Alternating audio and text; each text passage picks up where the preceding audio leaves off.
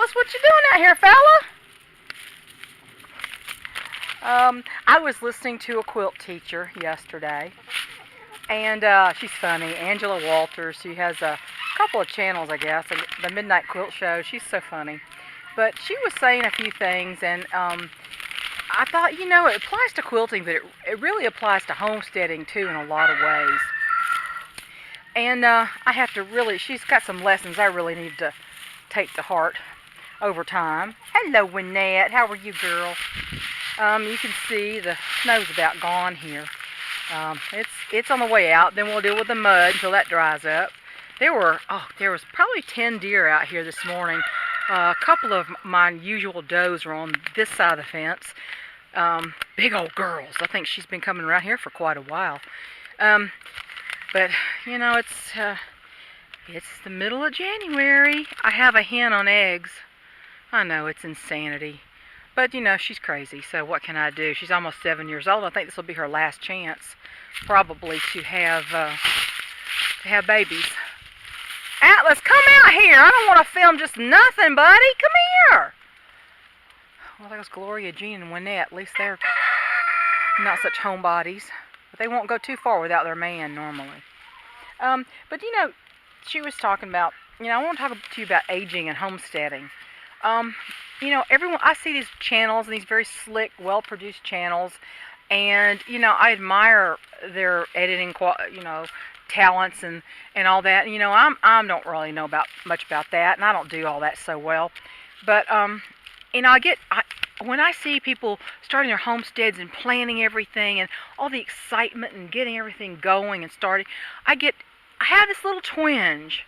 And I don't know if it's jealousy or nostalgia or what it is, or regrets, or I'm not sure, but I have to constantly remind myself, Cynthia, you are not in your 30s or 40s anymore. In fact, I was 45 years old when we moved here without a single thought of homesteading. I just had a thought I wanted to hide in the mountains. You girls are really not cooperating with me today, are you? Yes, my Atlas. But, you know, I was listening to Angela Walters, the quilt teacher, online yesterday. I was looking at some of her really beautiful quilts. But then there was an old video that, you know, I had watched a long time ago, when she's talking about things that quilters need to stop doing. Not what you need to do, but what you need to stop doing. And one thing that she said, and I don't know who said this, I'm not sure. It was, comparison is the thief of joy. She said, don't ever compare your worst to someone else's best. You're only in competition with yourself, not with somebody else. And, you know, never try to compare your worst or your inexperienced attempts with somebody else's who've been going a long time, or who's, you know, 30 years younger than you are. Doesn't mean you're old and decrepit and can't do anything. It just means they're at a different stage in their lives. If I could go back when I was in my 30s and do something different, I probably would, but I was a military wife. We were in the Air Force. You can hardly homestead when you're a military wife. And your kids are in school, and you could be transferred at any second. And, you know, there's another thing, too. She said, don't point out your mistakes. She said, most people, they won't see the little mistakes. They're going to look at the overall attempt at your quilt, and they're going to think it's wonderful. They're going to say, oh, that's nice. It looks great. She said, they're not going to see every little mistake that you see and you know is there. She said, don't continually point out your mistakes. Oh, the sunbathing starts. Here we go. Oh, yeah, the sun's out, girls. Take advantage of it. But she said, you know, as far as homesteading, how that applies to homesteading, yeah, you can tell somebody, I tried this, it didn't go so well, it did not work out for me. In my situation, it did not work, or I didn't understand what I was doing and I did it wrong. It didn't quite work out, and I'm going to have to do something else. And that might help somebody learn what to avoid, but you know, everyone's different, and what didn't turn out well for you may turn out well for someone else. So, Don't always say, "Oh, I'm such a screw up. I'm such an idiot." I've seen people say that, and you know, you're not a screw up and an idiot. You just tried something and it didn't work. And you just have to, as I said in my previous video, learn to shift gears. If something's not working, even if it's something you planned for and you thought about, and if it didn't work out so well in reality as it did on paper, forget it. Don't do something different. But I just, aging and homesteading. I'm in a different stage of my life. I'm 61 years old. The last 15 and a half years flew by so darn fast. I really hope the next 15 doesn't fly by that fast, because I don't know if I'll be what I am now in my 70s. I hope so. I hope I can do as well as I'm doing now when I'm in the 70s. Who doesn't hope that? I don't have the physical limitations that my husband does. He still powers through it. Don't get me wrong. He still can pull an amazing amount of reserve out and do what has to be done. But he may scream in pain and he may be in bed for 3 days, but he can get it done. And I have to lift weights to make my shoulders and arms and upper back strong enough to swing 50-pound bags of feed over my shoulder and carry them a distance. But there are things you've got to do when you're older that maybe you don't have to do. Well, I'm not saying exercise is not good for younger people. Of course it is. But aging and homesteading. When you go to start planning your homestead, you may not be moving at all ever again. So if you're building a home, plan for having everything on the main floor, not having to go up a million steps. My house has got 10 steps. It's a ranch house, but the basement is high off the ground. Therefore, you have to go up steps to get to the one-level house. So it's really, in essence, not really a great elderly-friendly house.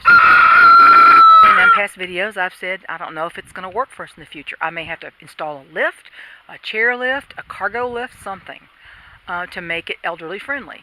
That don't mean this land's going to be elderly-friendly. It's full of roots and rocks, great big ribbons of sandstone you have to pound through. It's on a mountain. So it's not the greatest elderly-friendly thing. But it's got a lot going for it too. But think ahead. You think nothing's going to happen. You think you're in great health. Well, 8 years ago, I didn't expect to shatter the heck out of my ankle either. I didn't expect to have a titanium plate and screws and 2 bones. And I didn't expect that I would have arthritis in that joint and I would have a bone spur in that joint. I take collagen, and it's a lot better now because of that. Because the collagen, I'm off the arthritis medication. The collagen did everything the arthritis meds do and more. And it helps my body. It doesn't just pour drugs into my system. But think ahead, because even though you go, well, we might just move again if this gets to be too much, honey, you may not have. Trust me, every move is harder. Every time you move, it is 10 times harder. Every time you build something, it's harder. Trust me. Listen to the voice of experience here. Every time you do something major, it is harder. You don't think it will be. You think, oh, it'll be a piece of cake.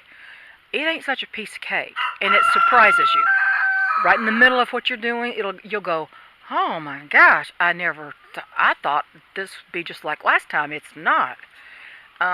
So think ahead to your future, because moving a homestead with livestock after you've amended gardens and you've got fencing you've put in and you've done all this stuff to make it the way you want it, moving is not a flip decision, trust me. And it's not easy to do it. It is so not easy to do it when you are older. So think ahead. Although it's not pleasant to think of when you are not so fit, it's not that pleasant. It's going to happen. What's the matter, Atlas? What scared you, baby? I don't know what scared him. Something in the other pen, I think one of the girls did. I think it freaked him out a little bit. I can't compare myself to people who are in their 40s, 30s and 40s, 20s, 30s and 40s with young children or teenage children. My kids are grown. My oldest son's going to be 41 years old in April. They're long gone. I put them through college, and they knew that when they graduated college, they were going to get a job and they were going to leave home. There's no coming back home. There's none of that stuff. They knew that from a young age, that they were going to be responsible for their own lives after college. I did my duty. They're out, and that's it. But a lot of people are still dealing with kids. So I am not the same place. And though I'd really like to have gone back and done it all over again, done something differently, come to this life sooner when I was more fit and younger. Actually, I am more fit now than I was 15 years ago. Truthfully, I am. I got muscle. I didn't have a lot of muscle then. I have muscle now. Um, Truthfully, now my left ankle's bad, and it's not ever going to be the same again. But you just keep on trucking. It may hurt a little bit more than it used to, but you just have to keep moving and you turn to stone. But you can't compare yourself to everybody else who has different circumstances. Gosh, I'm tripping over my words. Has different circumstances and are in a different stage of their lives than you are. Um, and I know my limitations. I don't have livestock that gives birth. I have chickens. I have poultry. I may get guineas again one day. I used to have guineas. Loved them, crazy goonie birds. But I'm not going to get livestock that needs vetting. And we do our own surgeries and all kinds of stuff here, and euthanize our own animals. But so that's a limitation that I'm going to live with. I want a dog. I want a farm dog. My husband doesn't want one. He doesn't think he can handle another dog. I said, well, buddy, if something happens to you, there's going to be a great big dog here because I don't feel good by myself out here. It's going to be a big dog here with me. But there's just, you have to think ahead no matter how young you are now. If you are going to homestead, trust me, you may be there forever. So you better think ahead to when you cannot climb steps and do other things that you used to do. But don't compare yourself to everybody else either. You may be in better health and you may be a weightlifter and, a gym rat at 60 years old. I don't know. But I don't know if you understand some of the stuff I'm trying to say. It was just a few thoughts I had while we watch Atlas see the sun for the first time in days. And I guess I'll talk to you guys later. Hope you guys are having a more normal winter. Ours is now normalizing. Thank God. Oh my gosh. So thanks a bunch for watching. I'll talk to you guys later.